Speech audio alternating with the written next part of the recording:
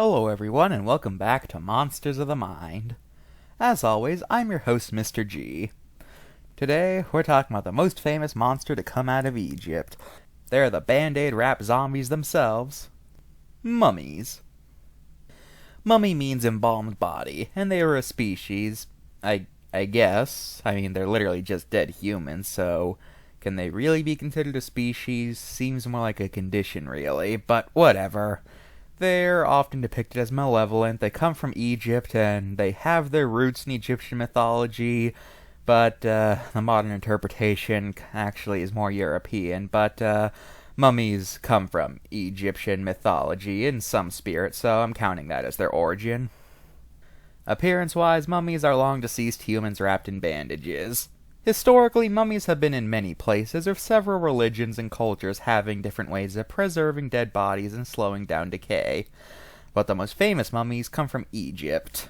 In Egypt, most mummies are those of pharaohs or other people of high power due to how expensive the process was, making it so that common people generally couldn't afford mummification. The process of making a mummy was a very delicate one, and it could often take months to fully complete.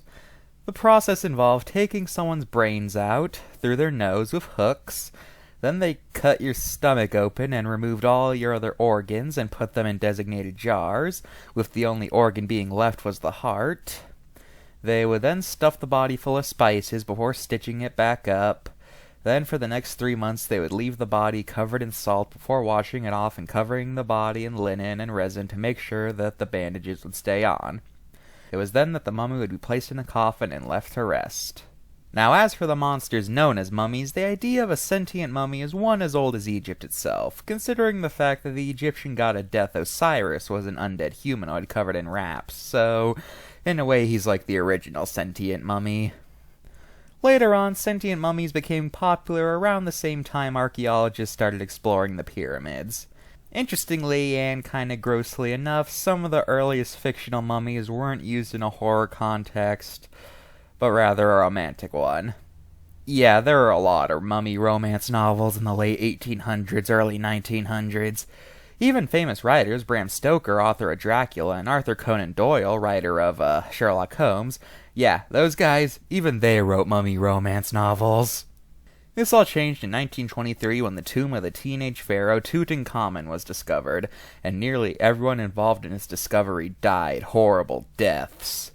From that point on, mummies became known as these monsters that had magical powers that they would use on humans to make them die or suffer extremely bad luck.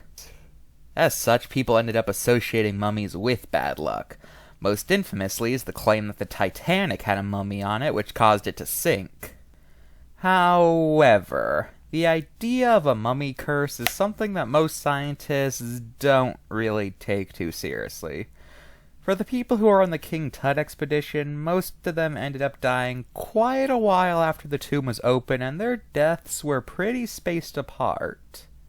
And for the Titanic thing, there's not actually any evidence that there was a mummy on board. In fact, in general, the Titanic attracts a lot of conspiracies and urban legends on account of the fact that people can't just accept the fact that boats sink sometimes.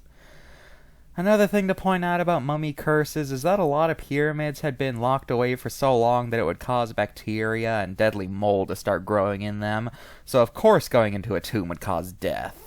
In fact, like a lot of curses, the curse of mummies just seems to be a result of the correlation-causation fallacy, where because you just assume that because you did this one thing and then this other thing happened, it only happened because you did the first thing. It's the same logic behind anti-vaxxers and autism.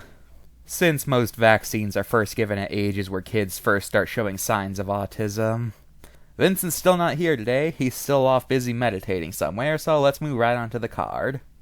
Ooh, this is delightfully creepy. I like how it's not just a stereotypical, completely covered up mummy. I like how it does have bandages, but it's left unwrapped at the head, leaving for a truly creepy thing.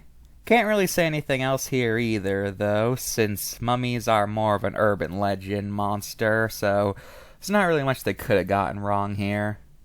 So, 10 out of 10. Now let's look at some appearances of mummies in popular culture. There's the classic Universal Mummy film, where the mummy is played by the same actor who played the Frankenstein monster, Boris Karloff. Although, interestingly enough, in this film, the mummy actually takes off his wraps pretty early, and it kinda just looks like a regular guy for most of it. And then there's the Mummy trilogy, starring Brendan Fraser. This trilogy is mostly notable for the fact that one of the movies featured The Rock as a CGI abomination. And then there was Universal's attempt at making a cinematic universe with the 2017 Mummy. This one failed because they did everything you're not supposed to do in making a cinematic universe, but maybe I'll talk about that in another video on another channel or something. Mummies are in Dungeons & Dragons. They show up a lot in Castlevania. The Legend of Zelda has creatures called Gibdos, which are clearly based on mummies. There's the Pokemon Dusclops, and the other Pokemon Cofagrigus. Minecraft has these things called Huskers, which are, considering that they're zombies found in deserts that are hollow inside, I'm considering them mummies. Oh yeah! And then there's Mr. Return the Slab from Courage the Cowardly Dog.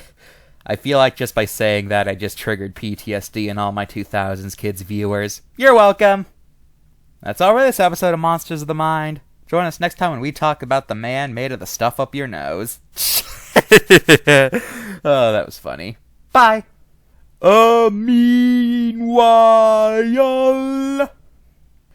a brand new place. A new place that's really big. This place is really cool, and oh, how sweet. That is just so precious, I think I might just die. Hello, great and powerful genie. It's been a long time, hasn't it? And yes, I am back. Don't question it. So, you completely failed me when I hired you for that simple task of killing Vincent. Now, Dracula, at least he had an excuse that Vincent had finally gained control of his powers by that point. What's your excuse there, buddy? Oh, and don't even give me that whole, oh, he found my girlfriend who had been lost for nearly 1,000 years crap, because I know for a fact that you could have easily squashed him like a bug. In fact, I'm convinced that you spared him for no reason other than just to spite me. Well, guess what? Nobody crosses me without paying, so now you are coming with me. Same thing goes for you, Miss Genie o' the Ring. When I have the power of 2 genies, I'll be literally unstoppable. What the? Ah, crap, she got away. Whatever. I already have the power of 1 genie on my side anyway. And on the plus side, my tasks are finally done, and I can now take my revenge on the boy who destroyed all of my plans. Watch yourself, Vincent. I'm coming for you.